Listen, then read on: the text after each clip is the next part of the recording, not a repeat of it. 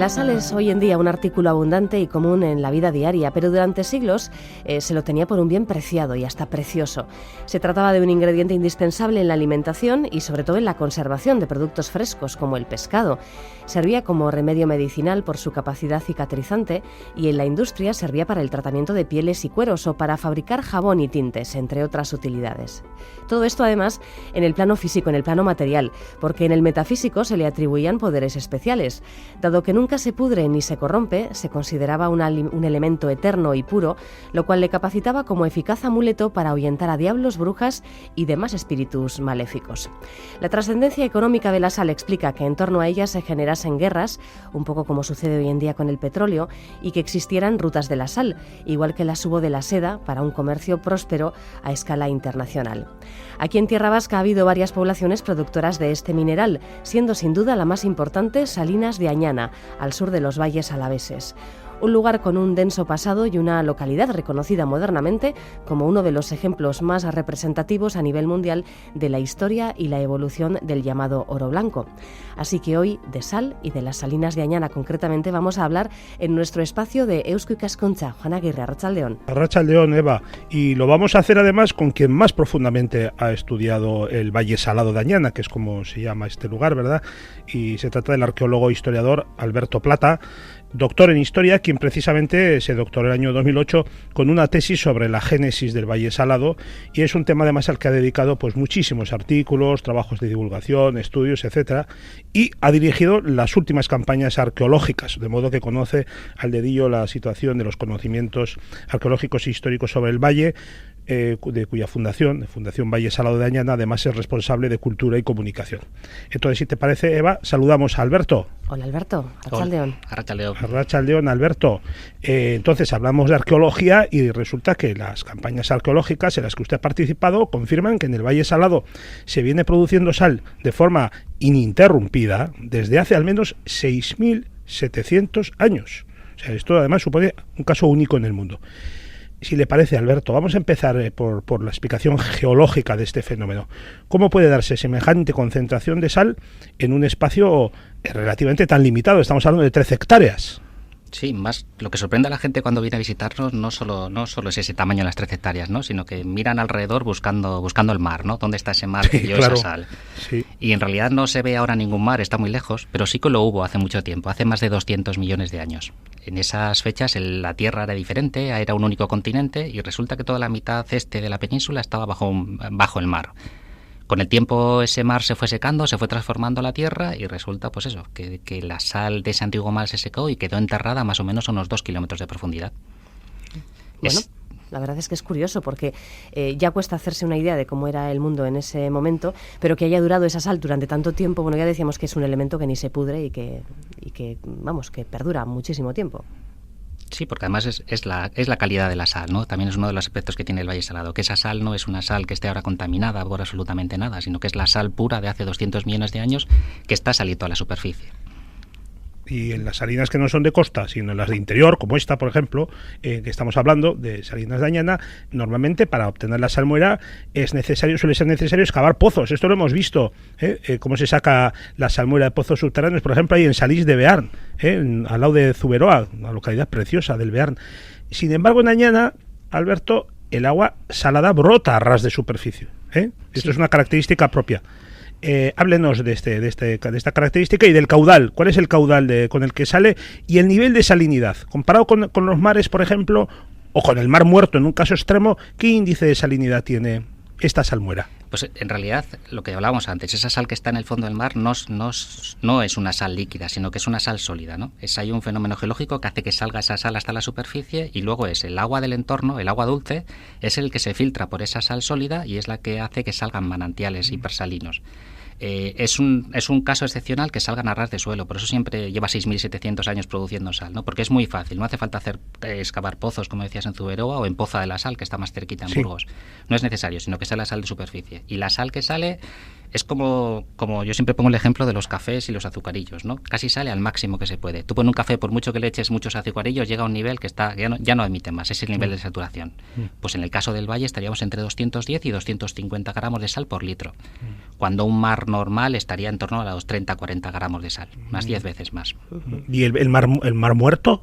Eso llega casi hasta el límite de saturación, estaríamos en 270 o una cosa así. Bueno, no es tampoco demasiado más que Añana, ¿no? No, es parecido, está casi al límite de la saturación. Con lo cual, si alguien se cae a un pozo, flotaría exactamente igual. Eso es. Bueno, ¿qué es lo que define al Valle Salado de Añana como paisaje cultural? Pues en realidad es una figura relativamente nueva, ¿no? Pero que encaja en el Valle Salado perfectamente. El Valle Salado no es un monumento, no es algo que está construido, no es algo noble, ¿no? Es algo que está construido a lo largo del tiempo, no un paisaje. Es una realidad muy compleja donde el ser humano y la naturaleza han colaborado, ¿no? Han colaborado para crear ese paisaje único que hay que estudiarlo desde todos los aspectos, tanto materiales como inmateriales. ¿Tiene características naturales especiales aparte del tema de la sal?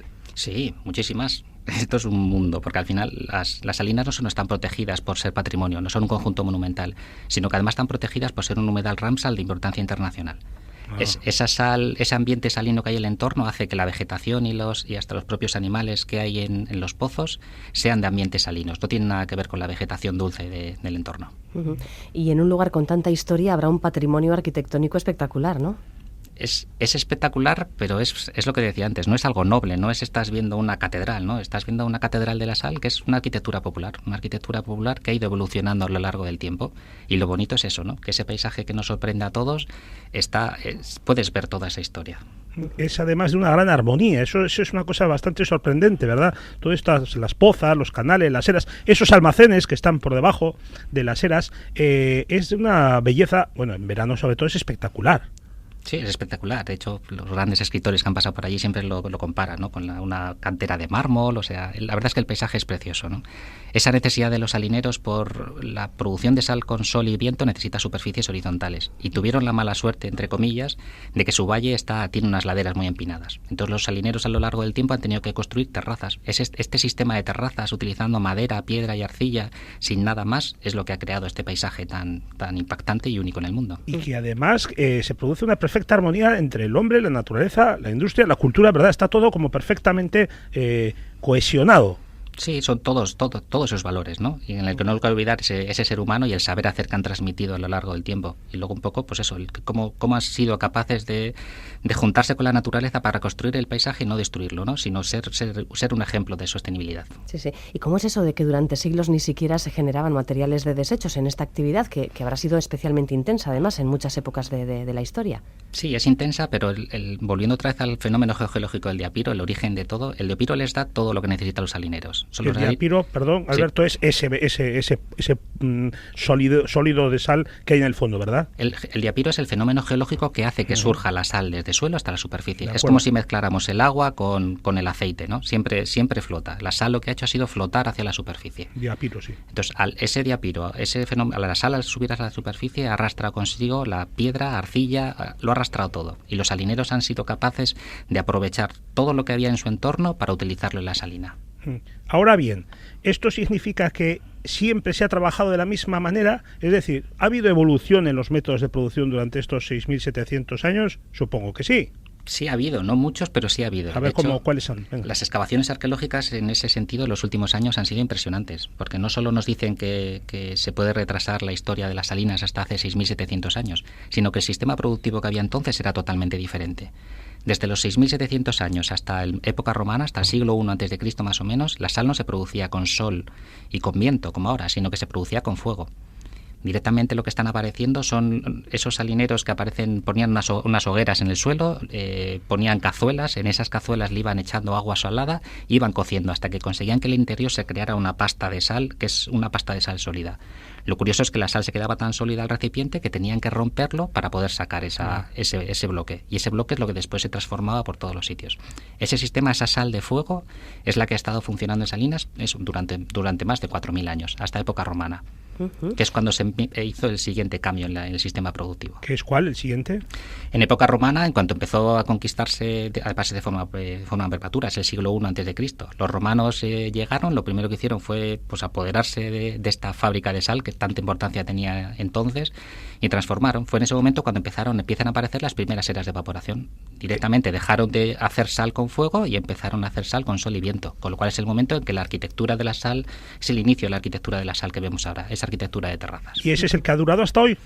Ese es el sistema productivo más o menos que ha llegado hasta hoy, salvo unas obras que hubo en el siglo XIX que cambiaron de nuevo, hicieron algunas modificaciones en el sistema productivo. Pero el esquema es el mismo, sol y viento, evaporación. Sol, viento y lo más importante, el salinero. Claro. Eso es, según ese dicho salinero, siempre hay 3 obreros, ¿no? Sin esos 3 obreros todo sería imposible. Lo cual hace que sea una explotación estacional, claro. Totalmente estacional, más o menos entre mayo, junio, septiembre, octubre, siempre depende de la climatología. El año pasado se cumplieron 900 años de la constitución de la Comunidad de Herederos de las Salinas, que aún pervive, y por la que se regula la explotación del yacimiento. ¿Cuáles son las virtudes de esta estructura social del valle para que un mismo modelo haya podido pervivir tanto tiempo? El poblamiento en Salinas, claro, lo que hace que perviva es que hay un interés común, es la sal, ¿no? Esa sal hace que la gente por narices se tiene que comunicar porque solo hay un manantial. Hay un manantial que da 4 litros por segundo y hay ahora había en su momento más de 5.000 eras, con lo cual no hay sal para todos. Eso hace que los salineros tengan que hacer un sistema de reparto del líquido. Y eso ha hecho que se cree una comunidad para controlar ese reparto, para arreglarlo, para defender sus intereses ante los monasterios, los reyes, etcétera, que siempre querían interponer sus medidas. O sea, esa estructura social es simplemente por necesidad. Y claro, la organización era, y yo creo que es todavía, Alberto, tan estricta y tan bien preparada que durante la temporada, día y noche, las familias se turnaban en la explotación de los manantiales de una forma regular. Sí, hay un apeo que desde la primera noticia, desde el 822, ya se dice que ya están las salinas racionadas, el agua salada racionada. Eso hace que los salineros, durante todo el día, durante toda la noche y durante todo el año, el agua siempre sea de alguien, tanto de día como de noche. O sea que hay que imaginarse que Salinas tiene, pues eso, cualquier hora de la noche que fuera, siempre había alguien que le tocaba el agua salada para llenar su pozo. Qué impresionante la luz de las antorchas y así, eso tendría que ser espectacular, ¿eh? Pues igual ya es que estaban tan cansados de pasear que no les hacían falta ni antorchas. Claro, se lo conocía el terreno. Seguro. Un matiz, antes se ha dicho 5.000 eras ha llegado a ver, ¿verdad? Sí, en el momento de máxima explotación llegó hasta los 5.000 eras. Eras, si estamos hablando de eras, pues estamos hablando de esos rectángulos característicos, donde se deja la sal para al secado. ¿Y cuántas hay ahora? Pues ahora estaremos, en realidad eso de las 5.000 eras fue un momento en el que el valle superó sus límites de sostenibilidad, ¿no? Sí. El valle nunca debió tener más de 4.000 eras, que es lo que tenía entonces. Una sobreexplotación. Hubo una sobreexplotación. Luego si queréis hablamos sobre ello. Esa explotación ahora lo mismo habrá funcionando ahí en producción aproximadamente la mitad, unas 2.000 eras. Sí. Bueno, la sal era un negocio tan próspero que incluso atrajo a Álava una importante comunidad judía que llegó a monopolizar su comercio, pero en el siglo XVI fue la corona española la que se apropió de sus beneficios mediante una especie de nacionalización de las salinas. ¿Cómo afectó a Añana este estanco de la sal? Pues eso afectó a todas las salinas del país. Directamente Felipe II, a mediados del siglo XVI, dijo que todas las salinas eran suyas, lo mismo que monopolizó el tabaco y otros elementos. Directamente llamó a los propietarios, le dijo: las salinas son mías y no podéis hacer nada más. En el caso de Salinas es un poco especial porque desde los tiempos de Alfonso VIII del siglo XIII tenían un escrito en el que decía que por ayudarle en una serie de guerras la propiedad siempre sería suya. Felipe II, que ha sido uno de los reyes más listos, dijo: vale, respeto la propiedad, pero toda la sal que produzcáis es mía. Ah, bueno. Con lo cual, durante todo el tiempo que duró el monopolio hasta el siglo XIX, los salineros producían sal y lo que hizo el rey fue construir grandes almacenes en el exterior para recoger toda esa producción. O sea, convirtió a los dueños en aparceros. Totalmente. Sí, esa es. Entonces, también fue un momento muy malo para el valle, porque los salineros en realidad sabían que tenían que producir 30.000 fanegas de sal y que se las pagaban a tantos reales. Claro. Con lo cual tampoco intentaron mejorar el valle, sino que siempre se adaptaron a lo que tenían para producir lo que les pedía el rey. Consecuencia de este estanco de la sal fue también aquel levantamiento popular que hubo en Bilbao en el siglo XVII, lo que se llamó como la rebelión de la sal. Sí, pertenece está a este mismo fenómeno, ¿verdad? Sí, eso es. Oye, pues contadnos lo que ocurrió, venga, los dos. Ahí Juan te dejo. Juan, que te lo he puesto. No, pues que se encareció tanto la sal, se convirtió en un producto poco accesible, supongo que también se desplazaba a otros territorios donde había mayor interés comercial y entonces escaseó la sal en Bilbao y hubo un levantamiento popular. Eso es. En 1600, yo creo que 34 o por ahí. ¿No? Que la sal era un bien muy preciado, Alberto. Sí, demasiado. Ahora se nos ha olvidado, ¿no? Porque parece que es un producto muy común, pero es que la sal es absolutamente necesaria para todo. Sí, sí. Que decía una cosa, Eva, Sí. decía, a final del siglo XVI, o sea, en la época poco más o menos de cuando el estanco de la sal, se decía que Salinas de Añana tenía tal capacidad para fabricar sal que, cito, si el rey lo ordenase, bastarían estas salinas para dar salabasto a toda Castilla. Ujú. Sí, de hecho, durante el monopolio, otra cosa de las que hizo el rey fue, o sea, quitó el libre comercio, ¿no? Directamente a cada salina le dijo cuál era su mercado de venta. Y la sal de Salinas entonces llegó hasta Extremadura. Claro, ese era el problema. Y eso es el problema de los precios que habías con lo de cuando subía, porque al final tú estabas obligado a comprar. El pueblo que dijeran de Extremadura estaba obligado a comprar la sal de Añana. Claro. Y la sal no tenía un precio fijo, sino que al precio de la sal, según salía, había que añadirle cada legua que recorría. O sea, cuanto más lejos, más cara era la sal. Claro. Y antes de esta situación, Alberto, ¿qué constancias hay del comercio de la sal de Añana? ¿Era un producto que se utilizaba a nivel más o menos local o se sabe que se exportase más lejos? Es otra de las cosas que sorprende de Salinas, ¿no? Una de las cosas que más conocemos es Salinas de Añana tiene documentación escrita, pues, incluso más que Vitoria. Esa sal ha hecho que hasta el siglo XIII había más de 50 monasterios con propiedades en Salinas. O sea, 50 monasterios, los principales de todo el norte peninsular tenían Santo Domingo de la Calzada, San Millán de la Cogolla, o sea, todos los que digáis tenían propiedades. Eso hace que ellos tengan un montón de documentación sobre el tema. Y hace que, imagínate, todos esos monasterios, esos 50 monasterios, cuando acababa la producción tenían que llevar sal. Toda la sal que habían producido, con lo cual el comercio y el movimiento de la sal es absolutamente tremendo. Y además es como los camioneros, ¿no? Al final un camionero va a Alemania, nunca vuelve vacío, ¿no? Pues este caso era igual, llevaban toda la sal y el comercio que se tenía que generar en torno al Valle Salado tenía que ser impresionante en todas las épocas. Sí, sí. Bueno, y háblanos de la crisis esta que ocurrió en el siglo XIX, que nos has mencionado que obligó a cambiar el sistema de producción que llevaba tantísimos siglos en funcionamiento. ¿Cómo se llegó a esa situación y cómo se superó?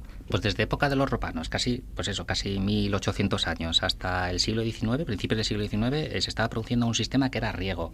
O sea, es algo que está adaptado al norte peninsular y directamente que es más frío y más tormentas, con lo cual los salineros con una regadera iban añadiendo a las eras agua poquito a poquito y la recogían rápido, pues si acaso venía una tormenta y se la llevaba. Lo que hizo este arquitecto, que era el arquitecto general de Renta Real, es un tal Ballina, que venía más del sur y cambió el sistema de producción. Y le dijo que en lugar de hacer ese sistema, los salineros tenían que construir muchas más eras de las que había y se superó el límite de la sostenibilidad. Y además les cambió el sistema lleno, que directamente tenía que llenar las eras y casi esperar a que el sol evaporara el agua salada. Uh-huh. El gran problema es pues eso, que en Cádiz funciona, pero en Salinas no. Y las tormentas crearon pues que hubo varios años que las salinas estuvieron a punto de desaparecer porque la producción no llegaban para abastecer a los mercados. O sea, esto es un problema de sobreexplotación del lugar. Sí, se superaron los límites. Es lo que decía antes. Hay un límite que el Valle jamás debió tener más de 4.000 eras. Lo que hizo el arquitecto para construir más eras fue construirlas por encima incluso de los manantiales. El agua salada se distribuye por gravedad por todos los sitios. Si construyes por encima del nivel de la gravedad, pues tienes que subirlas a mano, con lo cual el trabajo es tremendo. Y hubo también un momento en el que entró en crisis, que creo que es en el siglo XIX, me corrige si no, Alberto, en el que hubo una demanda, sucedió como con el pan, que de repente hubo una gran demanda de pan blanco, que era una especie de prejuicio que tampoco se fundamentaba en nada, pero ese el blanco asociado a la pureza, a la calidad y tal. Y con la sal sucedió lo mismo. Y esto afectó, ¿verdad?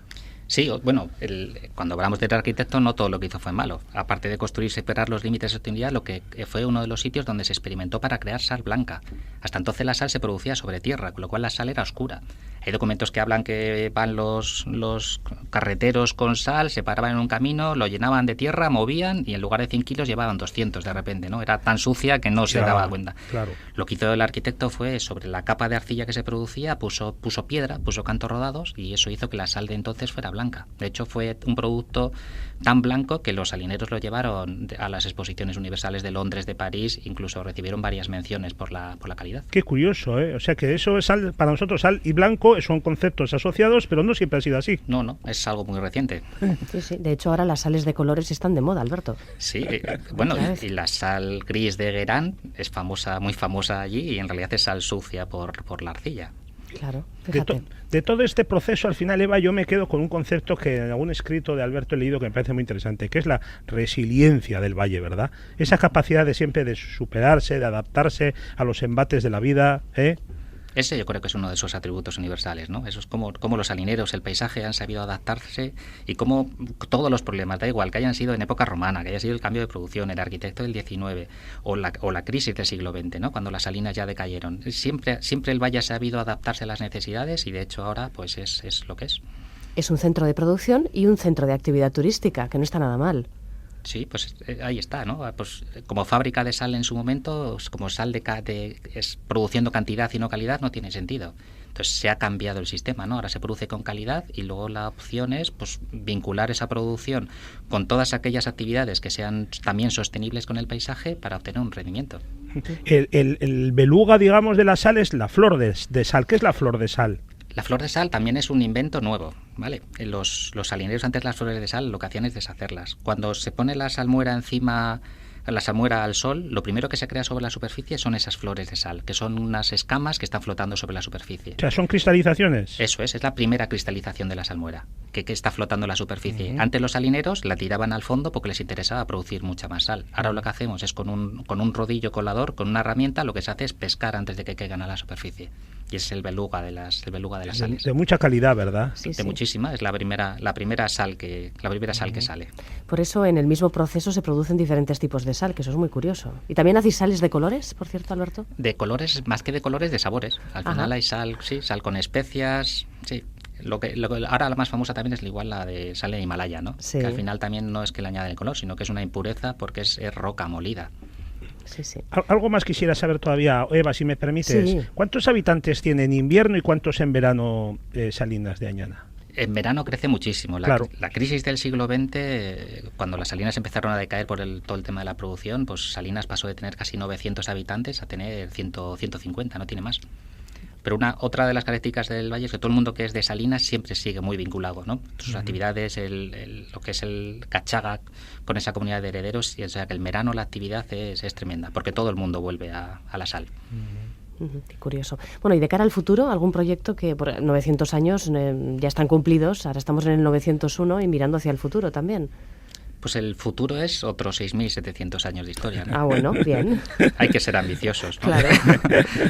Y yo creo que poco a poco se va consiguiendo, ¿no? Es un proyecto que ya está consolidado, a nivel turístico es uno de los principales puntos y sigue creciendo a mucho nivel. Y luego, sobre todo, es un sitio que enseña de todo, ¿no? Si os fijáis a lo largo de la entrevista hemos hablado de todo, ¿no? Hemos hablado de arquitectura, hemos hablado de paisaje, hemos hablado de geología.